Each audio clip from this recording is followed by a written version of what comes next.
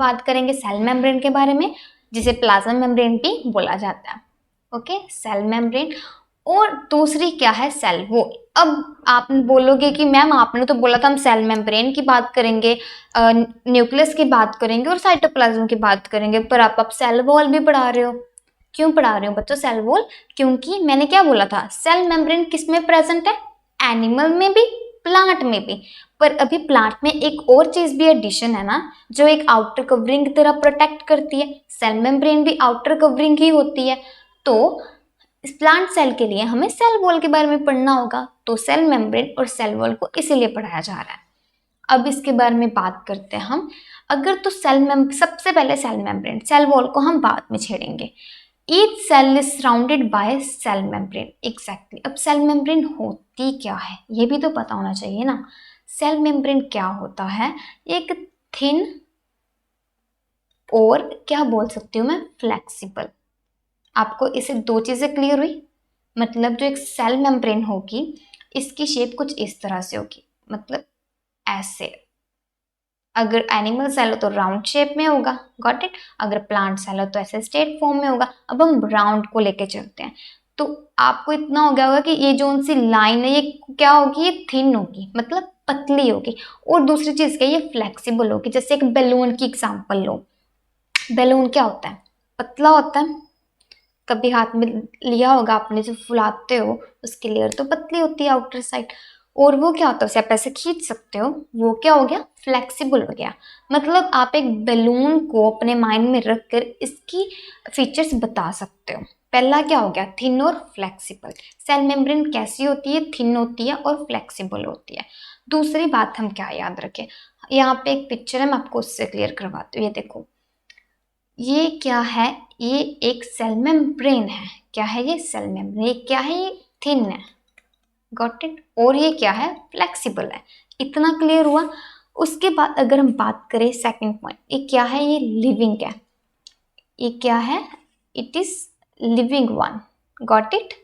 उसके बाद अगर बात करें, आपके दो पॉइंट्स क्लियर होते हैं कि ये तो एक होती थिन इलास्टिक मतलब फ्लेक्सिबल, दूसरा लिविंग होती, और थर्ड क्या है, आपको क्या दिख रहा है, ये क्या है, आउटर लेयर है। जैसे बैलून के आउटर क्या है, आउटर लेयर होती है ना बैलून की, जिससे आप ऐसे फुलाते हो तो वो एक बड़ा सा बन जाता है। उसमें अब आगे मैं आपको बताऊंगी क्या करना है उस बैलून का। तो वो एक हो गया आउटर लेयर। उसी तरह से ये क्या है, this one is the outer layer. ठीक है, अगर आउटर लेयर है तो इट मीन्स ये प्रोटेक्ट भी करती होगी कोई फॉरेन पार्टिकल्स को। कुछ समझ लगा? अगर ये आउटर मेम्ब्रेन है, मतलब ये कैसे काम करती है, एज अ गेट।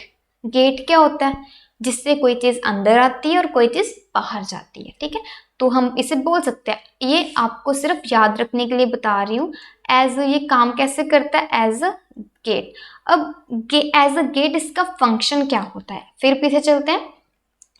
अब हम देखेंगे एज अ गेट इसका फंक्शन क्या होगा।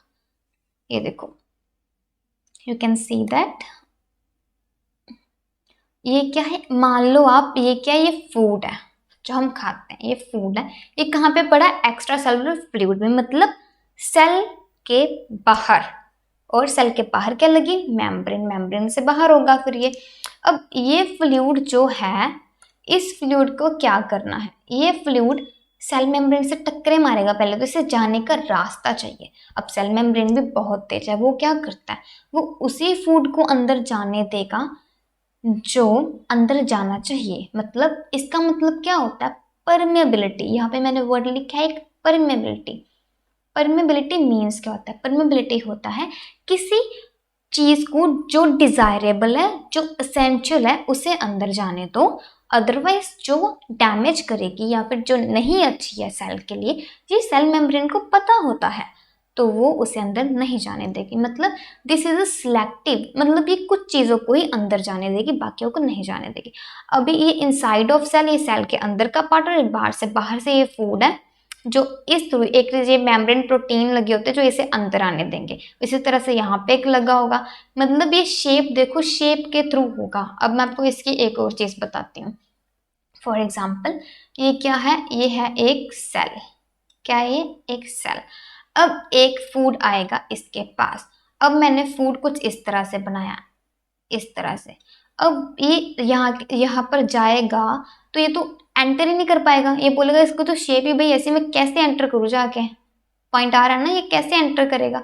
तो ये क्या करेगा, जब इसके पास जाएगा मतलब ये तो जा नहीं पाएगा, फिर ये क्या करेगा, सेल क्या करेगा, अपनी शेप चेंज कर देगा, मतलब कुछ इस तरह से बना देगा। अब जब ये वाला चांद हो गया, चांद की टाइप फॉर्म बनाई है ना मैंने।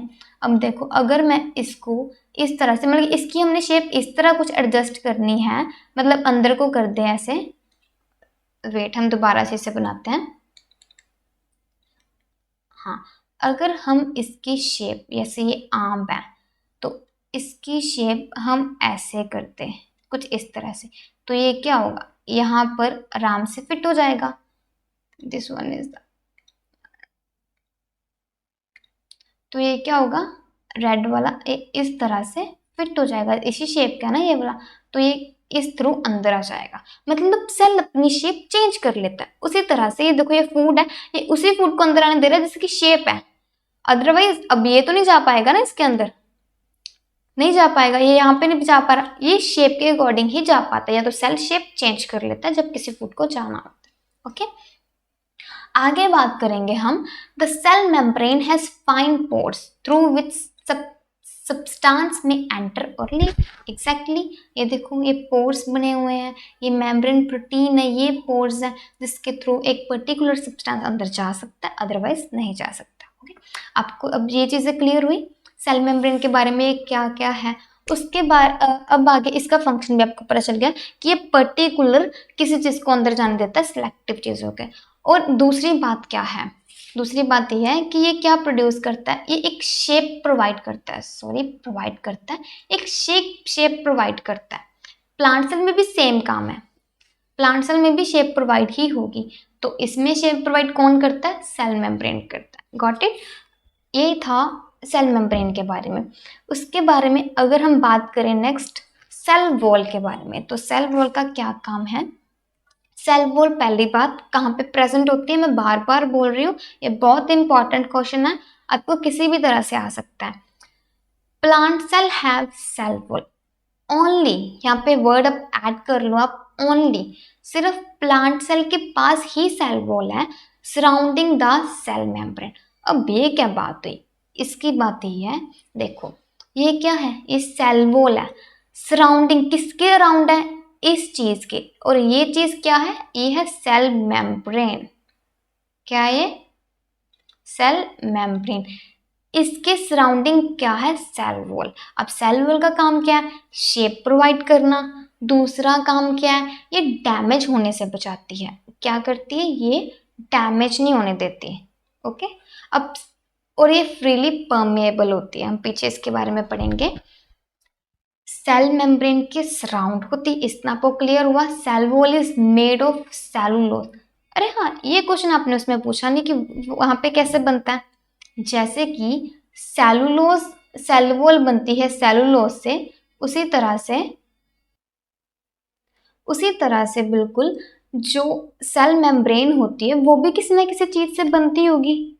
कंपैरिजन कर रहे हैं हम, सेल वॉल जैसे सेलुलोज से बनती है उसी तरह से सेल मेम्ब्रेन किससे बनेगी, protein plus lipid. Got it, ये आपकी इन्फॉर्मेशन के लिए आप याद रख सकते हो, अगर आपको इसका कंपैरिजन पूछा जाए तो आप अच्छे से लिख सकते हो अगर आपको पता होगा तो। उसके बाद सेकंड कंपैरिजन क्या होगा, सेल मेम्ब्रेन के बारे में पढ़ा था हमने कि वो लिविंग है, अब इसके बारे में क्या पढ़ रहे हैं भाई, ये तो नॉन लिविंग है। ठीक है, दो चीजें आपके पास क्लियर है, वो बनी होती है लिपिड प्लस प्रोटीन से, सेल वॉल बनी होती है सेलुलोज से, और ये क्या होती है नॉन लिविंग, वो के सेल मेम्ब्रेन क्या होती है लिविंग। उसके बाद सेल वॉल, अब ये तो कॉमन पॉइंट है, वो भी भाई शेप प्रोवाइड करती है, हम उस पर नहीं ऐसे बोल सकते वो शेप प्रोवाइड नहीं करती। सेल वॉल गिव्स शेप, पर इसका एक और एडवांटेज है, रिजिडिटी प्रोड्यूस करती है। रिजिडिटी क्या होती है, हार्डनेस, मतलब स्ट्रेंथ प्रोवाइड करती है। क्या प्रोवाइड करती है, स्ट्रेंथ, मतलब उसे जल्दी से, स्ट्रेंथ मतलब क्या होता है, किसी चीज को हार्ड करना, स्ट्रॉन्ग कर देता है, ठीक है। Cell wall is freely permeable, जैसे कि हमने पीछे समझा था कि जो सेल मेम्ब्रेन होती है वो क्या होती है, सिलेक्टिवली परमेएबल होती है। और परमेएबल का मतलब क्या होता है, कुछ चीज़ों को अंदर जाने देना और आउट करना। इसी तरह से सेल वॉल का भी यही काम होता है, लेकिन ये फ्रीली परमेएबल होती है। ये रोक टोक नहीं करती कि आप अंदर नहीं जा सकते हो, ये बाहर नहीं जा सकते, इट विल, ये फ्रीली परमेएबल होती है। इस पे कोई भी चीज़ अंदर आ सकती है और जा सकती है। एक छोटा सा था कि इसमें पता क्या है, जैसे आप ये देखोगे, अब आप बोलोगे कि मैम इसमें तो भाई ये चीज़ है बट ये बाहर की बाहर ही गिरी जा रही है, अंदर नहीं जा रही है। तो इसका क्या फंडा है भाई। अब आप बोल रहे हैं फ्री परमेएबल भी है, लेकिन यहाँ पे तो कोई भी चीज़ हो रही है और जा रही है। अब ये देखो, ये जो चीज़ है ये टोटली इस तरह से बनी है, इस पे ये अटैक करेगी और खुद ब खुद ही पीछे चली जाएगी। अगर ये सेल वॉल कुछ शेप ऐसे देती है, okay, then it will be go under, otherwise it will not go inside. समझ लगा। इतना हो गया सेल वॉल और सेल मेम्ब्रेन के बारे में डिफरेंस। अब हम बात करेंगे, वही इसमें आपने पढ़ लिया हुआ, एनिमल के पास सेल वॉल नहीं होती है, प्लांट सेल के पास सेल वॉल होती है।